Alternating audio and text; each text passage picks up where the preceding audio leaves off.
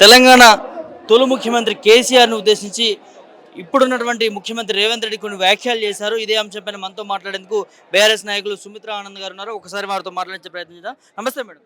ఎట్లా చూస్తారు రేవంత్ రెడ్డి చేసినటువంటి వ్యాఖ్యలు కేసీఆర్ పైన? ముందుగా తీవ్రంగా ఖండిస్తా ఉన్నది బీఆర్ఎస్ మహిళా విభాగము. రేవంత్ రెడ్డి నీచమైనటువంటి వ్యాఖ్యలు, కుసంస్కారపు వ్యాఖ్యలు, మానవత్వం మరిచినటువంటి వ్యాఖ్యల్ని తెలంగాణ మహిళా విభాగం, బీఆర్ఎస్ మహిళా విభాగం తీవ్రంగా ఖండిస్తూ ఉన్నది. ఎంత గొప్ప త్యాగం ఆయనది. ఒక్కడుగా బయలుదేరి 2001 నుంచి అనుసరిస్తూ వచ్చినాం, చూస్తున్నాం. అంతకుముందు 60 ఏళ్ళ ఘోష, అనేక మంది వచ్చిండ్రు నాయకులు, నాయకత్వం వహిస్తాం, ఉద్యమం చేస్తామని తలా ఒక పార్టీ, ఏ 10 పార్టీలు వచ్చినాయో తెలంగాణ పేరు చెప్పుకొని. కానీ ఒక్కడిగా బయలుదేరిన కేసీఆర్, జయశంకర్ సార్ నమ్మి తను వెనుక నిలబడి మరి కేసీఆర్ నాయకత్వాన్ని ప్రోత్సహించిండ్రు. కేసీఆర్ వల్లనే తెలంగాణ సాధ్యమవుతుందని చెప్పిండ్రు. మేము కూడా నమ్మినాం. ఆ సందర్భంలో పద్యాలు వాడుకున్నాం. మూగవోయినట్టి ముక్కోటి గొంతులు ముక్త కంఠమాయే ముక్తి గోరి నింగినంటునట్లు నినదింపజేసింది కేవలము నీవే కేసీఆర్. నిత్యొక్కరు పార్టీ పెడతా ఉన్నారు, వస్తూ ఉన్నారు, సంఘాలు పెడతా ఉన్నారు, వస్తూ ఉన్నారు. ఎవరి వల్ల సాధ్యమైతలేదు. కోట్లాది మందిని కదిలించగలిగిండు కేసీఆర్. ఆనాడు నిజాం పాలనలో తీగలు దెంపి అగ్నిలో దించిన వీణలాగా తెలంగాణ ఉన్నదని దాశరథి చెప్తే నేనేమన్నా అంటే తెగిన తీగలన్నీ తెగువతో బిగగట్టి అగ్నిలోని వీణ కాకృతిచ్చి ఉనికి లేని దాన్ని ఉన్నతంగా మలచి కీర్తి పొందినావు కేసీఆర్. ఇవి ఇవాళ పద్యాలు కాదు, 2004లో 2005లో రాసుకున్నటువంటి పద్యాలు. ఇంత గొప్పగా తెలంగాణను ఆయన అనుసరించింది తెలంగాణ.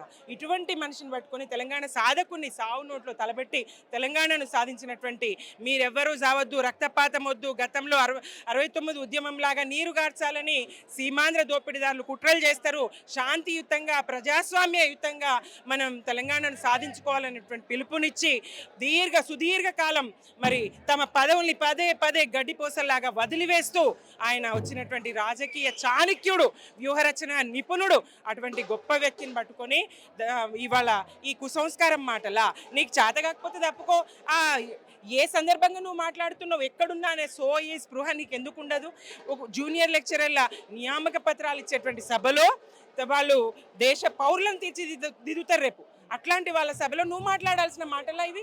నువ్వు ఎక్కడ చిన్నపిల్లల దగ్గరికి పోతావు ఇవే మాటలు మాట్లాడతావు, బయటకు పోతావు ఇవే మాటలు మాట్లాడతావు, మహిళల దగ్గరికి పోతావు, మహిళా దినోత్సవం నాడు ఇవే కుసంస్కార పూతలు కూస్తావు.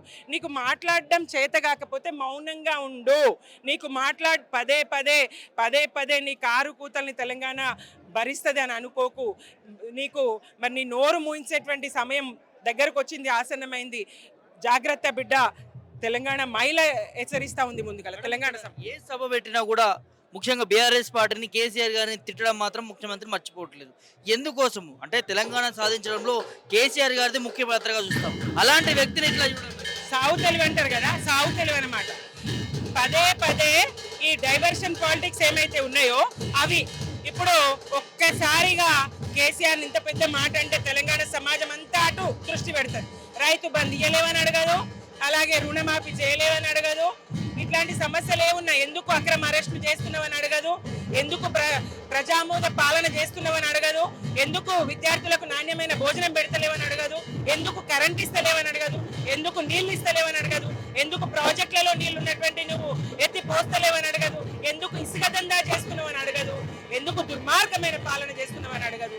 ఇవన్నీ దృష్టిలో పెట్టుకొని ఒక్కసారి తెలంగాణ సమాజాన్ని దృష్టి మళ్లించాలనేటువంటి దుర్మార్గపు ఎత్తుగడ. ఇది వ్యూహం కాదు, ఇది నీ చావు తెలివి. నువ్వు చచ్చే ముందర చావు కలంటారు కదా, అట్లాంటిది ఇది నీది.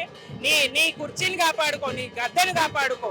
నువ్వు అది చేయి కానీ పదే పదే తెలంగాణ సాధకుణ్ణి, జాతి పితను, మరి దశాబ్ద కాలం ప్రగతి పథాన తెలంగాణను నిలిపి దేశం యావత్తు ఇటు తిరిగి చూసే విధంగా పాలన నడిపి అగ్రభాగాన అన్ని రంగాల్లో కూడా తెలంగాణను అగ్రభాగాన నిలిచి ఇవాళ ఉన్నటువంటి ఈ కేసీఆర్ గారి పాలనను కానీ, కేసీఆర్ గారిని కానీ వ్యక్తిగతంగా దూషిస్తే తెలంగాణ సమాజం హర్షించదు.